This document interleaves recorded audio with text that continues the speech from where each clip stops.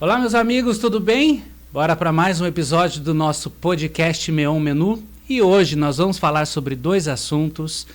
Olha, difícil para mim. Na verdade, tá faltando uma coisa aqui para fazer uma trinca perfeita. Nós vamos falar de vinho, azeite, falta um pão. Tendo um pãozinho aqui para dar aquela chuchada no azeite e um cálice de vinho, cálice não, taça, né? Ia ser muito bom.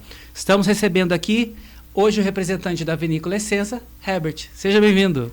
Uma honra estar aqui em São José dos Campos, a cidade que eu amo muito, a residência está aqui, mas meu terroir é Serra da Mantiqueira. Ei, vamos falar muito de terroir. Você sabe o que é terroir? Na íntegra, ele vai explicar pra gente. Bom, pra gente começar, Herbert, como nasceu a ideia da vinícola? Basicamente, eu vim do Rio de Janeiro para morar aqui em São José dos Campos. Meus bisavós eram da Mantiqueira. Estava até conversando com meu pai semana passada, uns 7 dias atrás. Meu avô foi para o Rio de Janeiro. Ele falou, dos irmãos ele foi mais rebelde e foi trabalhar no Rio de Janeiro por oportunidade. Então, em 1930 alguma coisa, meu avô foi para o Rio. Ele é de 1906, minha avó 1912. Então, os meus bisavós, no caso, né, tinham terras na região de Queluz, Cruzeiro, todo aquele trecho ali, fronteira com Minas, Passa Quatro, Engenheiro Espaço. Ele partiu para o Rio. No Rio vivi e depois eu vim para São José dos Campos como militar no CTA. Minha família inteira de lá, do CTA. Morei 20 anos no CTA. Muito gostoso, por sinal, assim, aquela vontade de não querer sair do Rio Carioca, querer ficar ali. Nova Iguaçu, fui morar na beira da praia, na Barra, da Barra sai para não dá não. Mas quando eu pousei aqui, a delícia de lugar, muito harmonizado em termos de cultura, tecnologia, a educação do povo, toda a arquitetura da cidade é muito boa. E eu voltei, né? Vim para São José dos Campos. Meu avô foi, eu o único que voltei da família que ficou grande parte no Rio, primos e tias, mas eu tenho muitas tias aqui na região, Verana Dutra aqui, Caçapava, Jacareí, Taubaté, e decidi comprar uma propriedade na região de montanha. Um amigo, o Gustavo, um quiroprata, ele falou, cara, tô comprando uma terra lá no condomínio, quer comprar um trutário? Eu falei, porra, tá louco, um trutário é uma coisa grande. Aí, na verdade, eu fui lá visitar esse local, 18 hectares de mata e só 2 hectares abertos, ou seja, tem nada de área aberta, 40 mil metros quadrados de área aberta e, sei lá, vamos botar aí 150 e poucos mil metros quadrados de área de mata. Continua assim. A nossa ideia de proteger a reserva, a mata, criar uma reserva florestal, sempre foi desde o início, mas de plantar nossas vinhas para uso próprio, para poder desfrutar. Até porque eu comecei na ABS em 2001, Associação Brasileira de Sommelier no Rio de Janeiro. Confraria, curso, a ABS era módulo 1, 2 e 3, era uma coisa muito primitiva ainda. Era o Dânio Braga, que era o representante da ABS lá no Rio de Janeiro, acho que o Ricardo é aqui em São Paulo, mas o Rio começou primeiro. Quando eu fiz a W7 1 e 2 aqui em São Paulo, Wine Spirits 1 e 2, também um curso de especialização para conhecimento de vinho, fiz o básico e o intermediário ali, e eu fiz a FISAR, que é a Fundação Internacional de Sommelieria Italiana e Albergueria Italiana, depois da pandemia. Aí também interessante, as aulas eram em italiano, eu tinha feito um curso aqui na Wizard, aqui em São José, então facilitou bastante. E a prova final, mesmo sendo à distância, foi em italiano. Tinha que se aparamentar todo de terno, botar o guerridon, que é a mesa, colocar os vinhos, abrir, fazer todo o ritual. Foi muito interessante. 6 meses de imersão. Que legal, a gente já vê, até era isso que eu ia te perguntar, como que você se especializou, como que entra o vinho na sua vida, mas eu vejo que ele não está na sua vida, ele está no seu sangue mesmo, né? Na verdade, é a imersão que vira o dia a dia, né? Não vira hobby, tem que virar o dia a dia. Hobby você perde o controle, mas o dia a dia, aí você veste a pele, aí você como empresário, quando tem ali a matrícula do CNPJ, você realmente mergulha com vontade, porque é muita energia que você aplica, é quase 24 horas pensando. Totalmente. Produzir um bom produto. No entanto, que beber vinho acaba não sendo somente prazer, é trabalho, né? Trabalho bom, né? Só alguns dados para trazer para vocês. No Brasil, em 2023, foram produzidos 1,5 milhão de hectolitros de vinho. Nós somos o 4º maior produtor de vinhos da América Latina. A Serra Gaúcha produz 86% de toda a produção nacional. Existem 2 grandes polos que crescem vertiginosamente no país, que é Vale São Francisco. Aí eu aconselho vocês a procurarem, darem um Google, porque realmente está num crescimento muito legal toda aquela região e as pessoas não acreditam. E Vale, Serra da Mantiqueira, onde está localizada a Vinícola Essenza. Nessa pesquisa também eu verifiquei que consumo mensal anual do brasileiro é de 2,5 litros por vinho, apenas. Ou seja, a gente tem um mercado muito grande de vinhos. E você produzindo vinho na Serra da Mantiqueira, existe uma coisa que é diferente, que eu vou te perguntar se nessas duas localidades tem diferença, influenciam, e já quero que você explique pra gente. A palavra terroir. O terroir da Serra da Mantiqueira, ele é diferenciado? Ele te possibilita produzir vinhos melhores? E explica pra gente o que é o terroir. Excelente pergunta, né? A questão de terroir, quando analisa ali o homem que manipula a terra, o clima, né?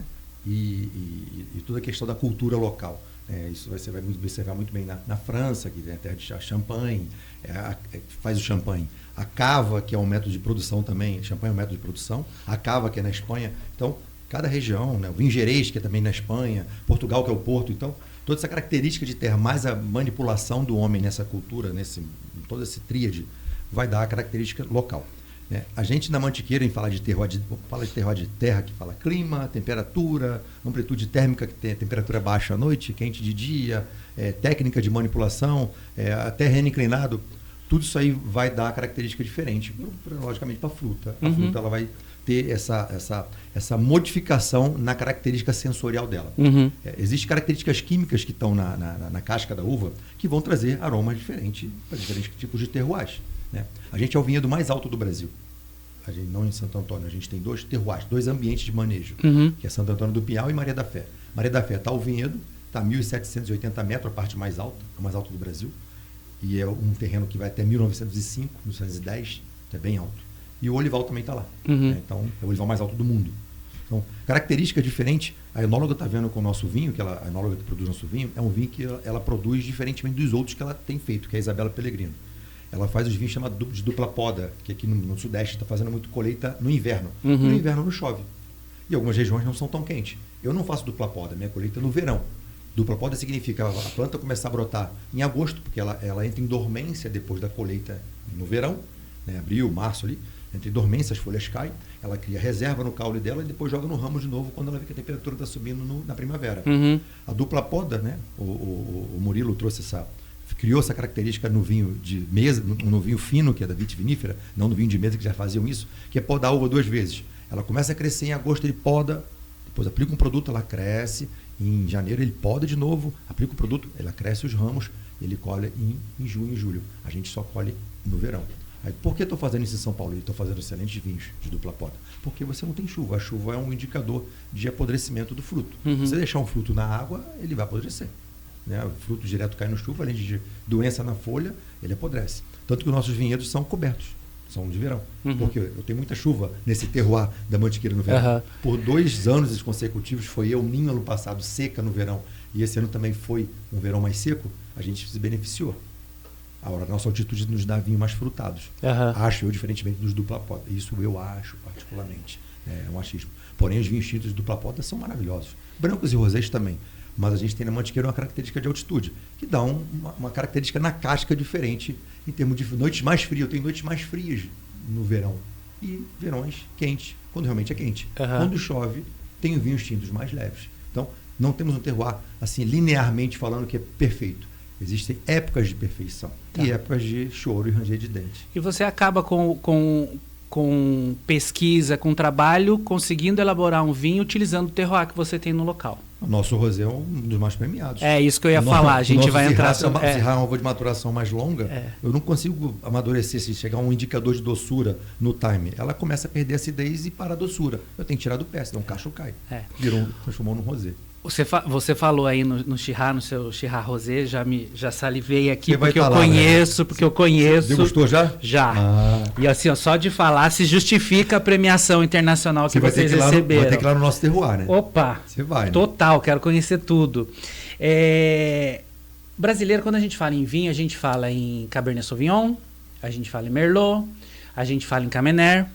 E eu queria saber qual a nomenclatura da uva que você produz lá. E, principalmente, eu costumo dizer que vinho é paladar, vinho é hábito. Eu venho de anos atrás, onde eu com a minha esposa ela começou no vinho doce, eu nunca fui de vinho doce. Vinho doce para mim não é vinho, mas isso é uma outra questão que a gente não vai... Os vinhos de sobremesa você beberia, os doces de sobremesa, né? Eu não vou entrar nessa questão. E a gente começou o demi-sec, hoje nós temos a nossa uva preferida, que é dessas Cabernet, mas hoje a gente consegue já com o paladar conseguir saborear, degustar todos os outros tipos de uva. Qual a nomenclatura? Qual é a uva que você produz lá?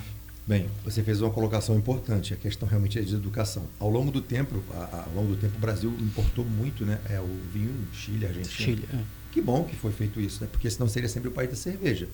E hoje tivemos caminhos abertos não só pelos importadores, como também pelos chefes de cozinha, esses programas de chefe, de taste, chefe, não sei o quê. Isso tudo popularizou a questão da gastronomia, fazendo com que produtores locais, né, produzissem vinho para poder harmonizar com comida e também abrisse porta para outros vinhos nacionais tomarem lugar no mercado.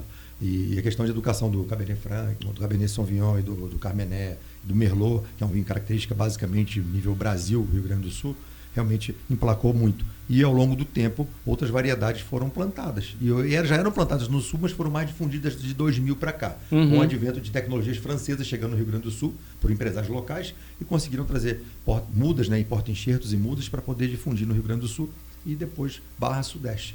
A gente tem o manejo lá da Cabernet Franc, que é a verdade, geralmente quem planta o que gosta. Eu não gosto muito do Cabernet Sauvignon, por causa do gosto de pimentão, piracina, não me curto muito. Mas se for bem maturada, assim, bem colhida no tempo certo, vai ser um vinho espetacular, eu vou beber. A Cabernet Franc tem menos pirazina. A Cabernet Franc com a Sauvignon Blanc são os pais e mães da Cabernet Sauvignon, né? Então, a Cabernet Franc é o que a gente planta, eu gosto muito, por sinal. Sauvignon Blanc. O Syrah, que a gente faz o rosé. O Merlot, que a gente produziu esse ano, o primeiro Merlot barricado nosso, com 15,3 de álcool, é o primeiro vinho nobre da Mantiqueira, com mais de 14 pontos, alguma coisa de álcool. Colheita de verão, vamos dizer assim. Colheita de inverno tem vinhos de 15, 16. Mas a gente, como verão, chove muito, então no ano passado conseguimos ter um vinho, uma uva colhida bem tardia, então quase uma uva passa. A enóloga conseguiu falar, ó, esse vai para a barrica. E conseguimos produzir 1.200 garrafas de vinho barricados, que já breve estarão no mercado, já estão ainda descansando mais um ano em garrafa para a gente poder aproveitar essa maravilha. O Alvarinho, que é um vinho característica do norte de Portugal, Galícia, no oeste da Espanha, é um vinho branco. O Pinot Noir, que a gente faz espumante, já fizemos um tinto também, mas depende do ano. Um ano que chove pouco, vira tinto. É uma uva muito sensível. Vai chover, ou o manejo foi feito adequado, mas não deu certo, vamos fazer um espumante. E o Chardonnay também. Fizemos uma pequena porção de Chardonnay, uma barriquinha, só uma pequena quantidade, mas a maior parte dele vai entrar para espumante, o Chardonnay. Então, e a Sauvignon Blanc, que eu esqueci aqui, que também é uma uva também francesa, a gente produz o Sauvignon Blanc. Gosto muito. Todos os nossos vinhos premiados. Inclusive foram premiados mês passado na internet no Wine Challenge, 4 medalhas de bronze, né? E 4 medalhas de bronze hoje na Decanter, saiu hoje. Como se não bastasse ser totalmente premiado em vinho, eles se enveredaram para outro produto, que a gente entra agora para o segundo bloco, que também já foi premiado. Vamos falar agora de azeite. Azeite da Vinícola Essenza. Por que o azeite? A gente, quando pensou, eu e minha esposa pensamos na vinícola, a gente pensou em ter os insumos que a gente pudesse consumir para a gente produzir o nosso próprio prato.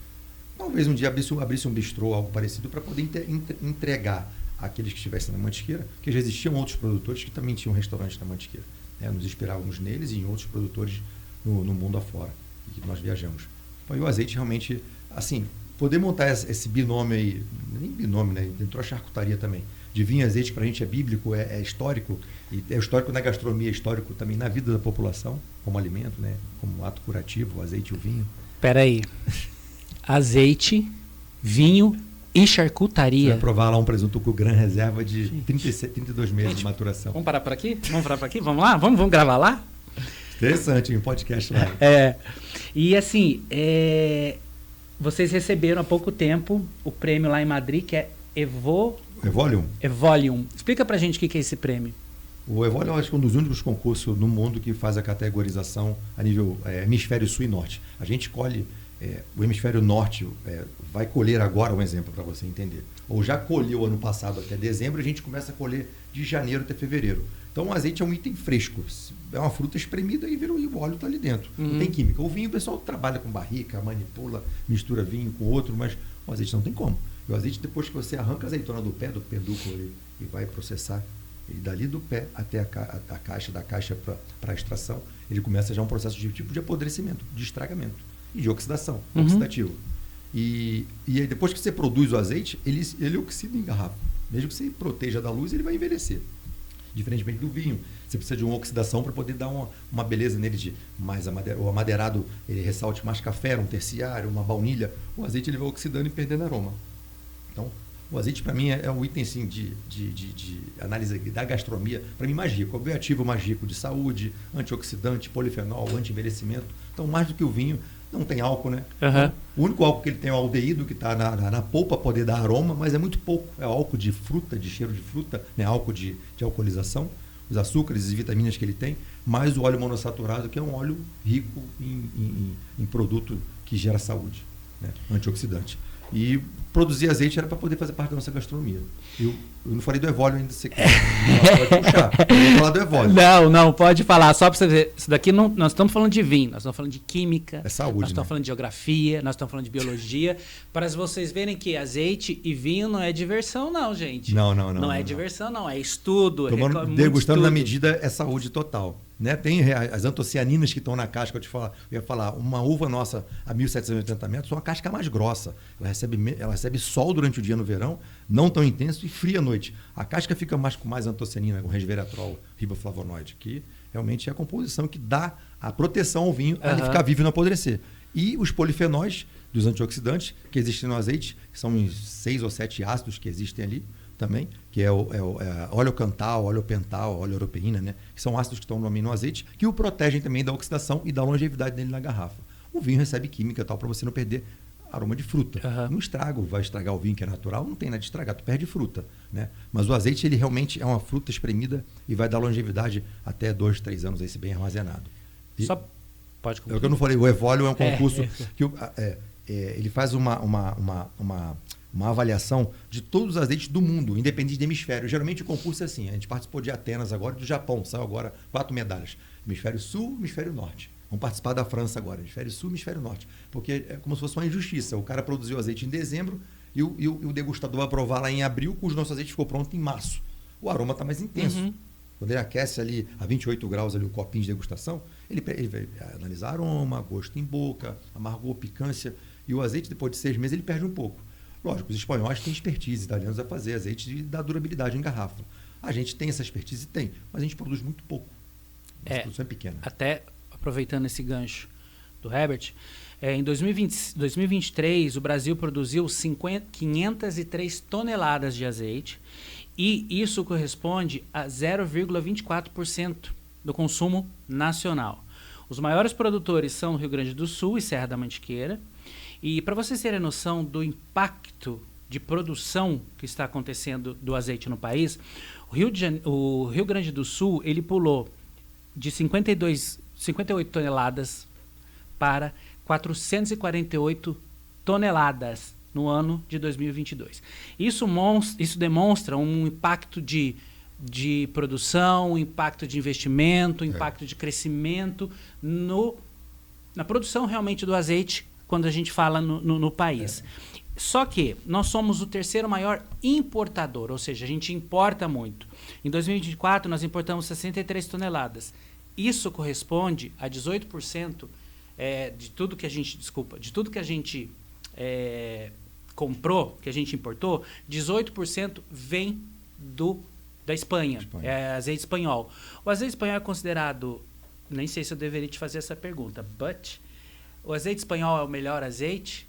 Ou o azeite português é o melhor azeite? Na sua opinião, na minha opinião, tirando o seu azeite, qual é o melhor azeite? Não, o espanhol para mim, porque existem centros de pesquisas e, felizmente os mouros e árabes ali invadiram aquela região e tiraram ali do Oriente, da Ásia Menor e da Ásia do Oriente, plantaram oliveiras ali, e muitas oliveiras, hectares e hectares, tem excelentes azeites, excelentes pesquisadores, respiram ali na Andaluzia, no sul da Espanha, respiram azeite. A Espanha toda respira azeite. A Itália também tem a produção bem menor, bem pequena, né? Em escala muito menor, mas também tem variedades espetaculares, que é a coratina, a qual a gente planta.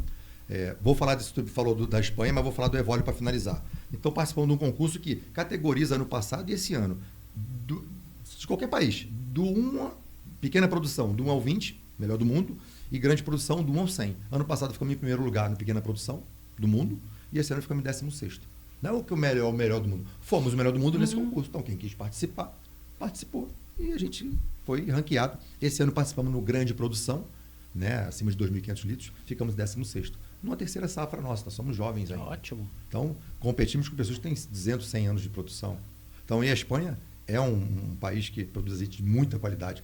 Além de não só pesquisadores, mas o COIA, a Comissão Oleico Internacional, basicamente partiu da Espanha ali, né? Então é nível europeia, mas a Espanha tem os grandes degustadores. Para mim são os jurados mais renomados e mais sérios, são os espanhóis e os portugueses, e depois vem os italianos.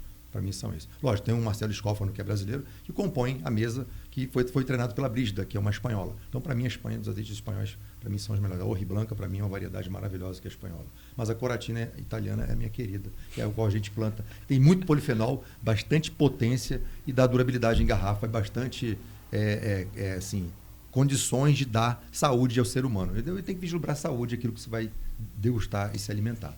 Aí, azeite aproveitando saúde. Mais uma deixa, você fala em saúde, você fala em processos de sustentabilidade, e durante a minha pesquisa, que eu já acompanho você também, já não é de hoje, eu percebo que a Essenza tem um compromisso com a sustentabilidade. Isso vem desde o começo. Como que você consegue colocar essa sustentabilidade dentro do seu produto? E eu já te faço uma outra pergunta. Esse respeito que você tem com relação à natureza, você acha que se reflete nos produtos? Olha, a gente tem que dar graças a Deus que tem Espanha, Grécia, Portugal produzindo para a gente poder desfrutar desse requisito de sustentabilidade. Porque se todo mundo quer provar azeite no mundo, não tem azeite para todo mundo.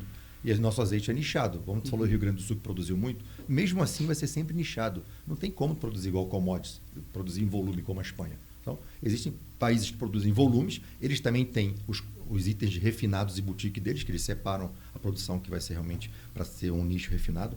Mas a gente pode desfrutar de uma ideia de sustentabilidade, produzir na medida e produzir sem agredir a natureza, e também se preocupar com o social local, né? Quando eu falo sustentabilidade é total, né? A água que eu uso na truta, que eu tenho truta lá. A água passa pelo tanque de truta, ela limpa e volta para o leito do rio. A economia social circular local, de empregar o pessoal da região, e também treinar. A gente tem um treinamento lá com a garotada chamada Chefinho da Mantiqueira. Toda terça-feira, terça e quarta-feira, a gente pega a garotada de um grupo social que tem lá, de uma ONG, e a gente treina eles de 12 a 14, 16 anos. Esse é o que a chefe Anuc também participa, não? Não. Ela é diferente do nosso. Ah, tá. A gente leva para dentro do Essenza e toda semana a gente tem um treinamento. Acho que a Anuc eventualmente faz uma brincadeira com eles, o almoço e tal. A gente treina todo. Estamos parados do início do ano até agora. Porque colheita, muda turnover de gente dentro do restaurante, da vinícola. Agora a gente botou o treino no trilho de novo, vai voltar a semana que vem o treinamento com eles de novo, para poder gerar valor no coração da garotada e trabalhar nessa questão de sustentabilidade. Que é possível você desfrutar e vender experiências no local com a menor agressão possível à natureza. Agora, fazendo um item boutique. Mas isso sai caro. E quem paga caro realmente é o turista. Caro. E item de valor. Preciso trabalhar no item chancelado, no item que tenha chancela, seja um vinho premiado, azeite premiado, para eu poder desfrutar da marca sustentabilidade, poder desfrutar da natureza, o que ela me entrega, e não pensar em volume de grande porte. Senão eu não consigo sobreviver. Né? Aí a gente entra numa outra questão, que daí agora vocês vão ficar com água na boca. Eu sei que lá você tem algumas experiências específicas para o visitante, que vocês vão ver agora, enquanto ele fala, algumas imagens dessa experiência. Explica pra gente como a experiência dessa nossa audiência, dessa pessoa que está vendo, desse nosso amigo, o que ele vai ter quando ele for lá? A gente está a 15 minutos do centro de Santo Antônio do Pinhal. Temos ali mais ou menos estrada de chão batido, 1 quilômetro e pouquinho, é pouca coisa. Então, assim, bem fácil chegar na vinícola. Temos ali uma experiência chamada Sabores da Mantiqueira, que você vai degustar um welcome drink ao chegar, vai fazer um tour com sommelier, vai pairar na área de degustação, vai degustar os nossos embutidos, feito pela gente, e o nosso azeite. Ele vai explicar do azeite, dos embutidos, do processo de produção, dos embutidos do azeite, da altitude que influencia no vinho, que não influencia, porque ganhou medalha, porque não ganhou medalha, porque o ano foi bom, porque o ano foi ruim, e a história também, porque a gente começou a vinícola e com a ideia de implantar ali em Santo Antônio do Pinhal. Até porque é estratégico, é perto de Campos, fácil de chegar e sair. E realmente o local é um vinhedo no meio da mata, é coisa de louco, né? No meio do mato produzir um vinhedo, é uma planta da Europa, precisa de sol realmente no verão, e o inverno realmente, um inverno rigoroso para você poder ter o período de dormência dela. Mas a gente tem chuvas às vezes no verão, mas a gente vai conviver com o que tem e tentar entregar uma boa experiência para quem for o usuário ou cliente. Temos a experiência Essenza, que é uma experiência mais imersiva. O restaurante ele era um restaurante convencional, várias mesas, e eu tinha que atender todas as mesas e explicar cada mesa. Ah, me explica do azeite? Eu não tinha braço para isso. criamos agora uma experiência imersiva com 40 lugares, e aí o nosso sommelier faz uma comedy drink com eles. Prova um presunto cru, não tínhamos isso, agora a gente tem um presunto cru, fatiando na hora, o mestre ramoneiro formado na Espanha, o Diego, faz a cutilha, ele corta, entrega o presunto cru, o pessoal faz o tudo, volta para a área, degusta ali nossos pães de levain, nosso azeite, explicamos do azeite, aí 1 ou 2 azeites a gente explica ali na hora, explica das medalhas, as pessoas perguntam, então não tem nem tempo de pegar no celular, então é totalmente imersiva e dinâmica. Depois dos pães, partimos para o primeiro prato, segundo prato, terceiro prato, uma sobremesa acompanhando tudo por vinhos, numa sequência bem lógica, né? E crescente de harmonização. E um piquenique também, temos 7 bangalôs na parte mais alta, de frente para o vinhedo. Quem quiser desfrutar de maneira ali, compartilhada com companheiro, companheira, família ou sozinho, e ficar mais isoladão, com internet, ponto de tomada para ligar um som, e pedir em casamento ou aniversário, curtir um bangalô, ali que é um espaço ali mais ou menos ali de 3x3, ali de 9 metros quadrados, de frente para o vinhedo, na parte mais alta, e desfrutar do nosso piquenique com a charcutaria, com as empanadas, o vinho. Tem como falar mais alguma coisa? Tem. Como que faz para chegar até vocês?